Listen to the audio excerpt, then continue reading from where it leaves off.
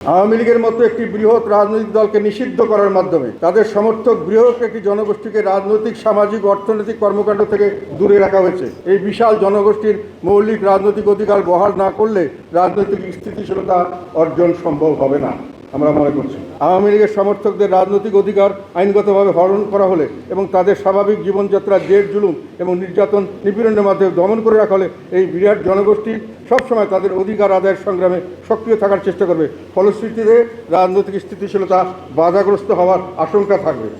মূল্যস্ফীতি হার ছিল 9.42, এটা আগের চেয়ে বাড়ছে, এটা কমছে না। সার্বিক পরিস্থিতির ফলে দরিদ্র লোকের সংখ্যা বাড়ছে, অভুক্ত এবং অর্ধভুক্ত মানুষের সংখ্যা প্রতিদিন বাড়ছে। এর মাঝে আন্তর্জাতিক সংস্থা বিশ্বব্যাংক পূর্বাভাস দিয়েছেন জিডিপির প্রবৃদ্ধির হার 3.9%। IMF বলেছে 4 তারা আমাদের জিডিপির আগামীতে কী হবে সেটা বলছে 4.7। ADB বলেছে 4% পর্যন্ত হতে পারে। তার মানে বিশ্বব্যাংক কিন্তু 4-এর চেয়ে নিচে নামিয়ে আনছে আমাদের প্রবৃদ্ধি না হলে কোনো রকম অর্থনৈতিক কর্মচাঞ্চল্য থাকে না, কোনো রকম চাকরি সৃষ্টি হয় না, ব্যবসা বাণিজ্যের গতি পাওয়া যায় না। একটা জায়গায় কিন্তু একটা মিল কারখানা বন্ধ হয়ে গেলে শুধু কারখানার শ্রমিকরাই যে একমাত্র বেকার হয় তা নয়।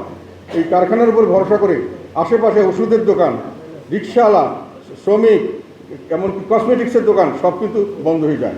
তাই একটা সেন্টার অফ ইকোনমিক অ্যাক্টিভিটিস বন্ধ হলে তার পারিপার্শ্বিক অনেকবার তার যে অ্যাসেসরিজ সাপ্লাই করতো সেগুলো বন্ধ হয়ে যায়।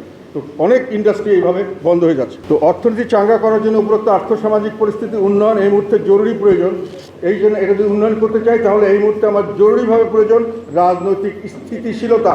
আওয়ামী লীগের মতো একটি বৃহৎ রাজনৈতিক দলকে নিষিদ্ধ করার মাধ্যমে তাদের সমর্থক বৃহৎ একটি জনগোষ্ঠীকে রাজনৈতিক, সামাজিক, অর্থনৈতিক কর্মকাণ্ড থেকে দূরে রাখা হয়েছে। এই বিশাল জনগোষ্ঠীর মৌলিক রাজনৈতিক অধিকার বহাল না করলে রাজনৈতিক স্থিতিশীলতা অর্জন সম্ভব হবে না আমরা মনে করছি। তাছাড়া এই বৃহৎ জনগোষ্ঠীর সামাজিক, অর্থনৈতিক অর্থাৎ তাদের ব্যবসা বাণিজ্যের নিরাপত্তা যদি নিশ্চিত না করা হয়, তাদের ব্যবসা বাণিজ্য ভেঙে দেওয়া হচ্ছে, তাদের দোকানপাট লুটপাট করা হচ্ছে, তাদের বিভিন্নভাবে তাদেরকে যে কাজ করবে তাদের স্বাভাবিক কাজকর্ম করতে দেওয়া হচ্ছে না।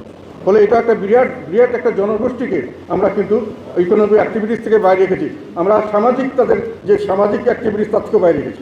একটা মানুষ যখন স্বাভাবিকভাবে কাজ করতে পারে তখন তার সামনে যদি চুরি ডাকাতি হয় সে সেটাকে বাধা দেবে। তার সামনে যদি কোনো কিছু কাজ হয় যেটা তার সে মনে করে যে দেশের বিরুদ্ধে বা সমাজের বিরুদ্ধে সেটাকে সে বাধা দেবে। কিন্তু আমরা যদি তাকে নিবর্তনমূলক মামলা করে তাদেরকে জেল জরিমানা করে তাদেরকে বিভিন্নভাবে হ্যারাসমেন্ট করি, স্কুল কলেজে যদি দোকানপাট করতে দেবো না, তাকে কোনো ব্যবসা বাণিজ্য প্রতিষ্ঠান করতে দেবো না, তাহলে কিন্তু এই বিরাট জনগোষ্ঠীটা অর্থনীতিতে অংশগ্রহণ অনিশ্চিত হয়ে পড়ছে। এই মুহূর্তে সবচেয়ে বেশি প্রয়োজন বিনিয়োগ।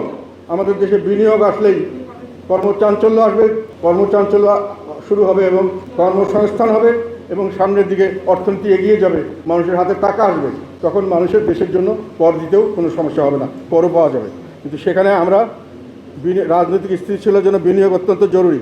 আর আওয়ামী লীগের সমর্থকদের রাজনৈতিক অধিকার আইনগতভাবে হরণ করা হলে এবং তাদের স্বাভাবিক জীবনযাত্রার জের জুলুম এবং নির্যাতন নিপীড়নের মাধ্যমে দমন করে রাখা হলে এই বিরাট জনগোষ্ঠী সবসময় তাদের অধিকার আদায়ের সংগ্রামে সক্রিয় থাকার চেষ্টা করবে। ফলশ্রুতিতে রাজনৈতিক স্থিতিশীলতা বাধাগ্রস্ত হওয়ার আশঙ্কা থাকবে।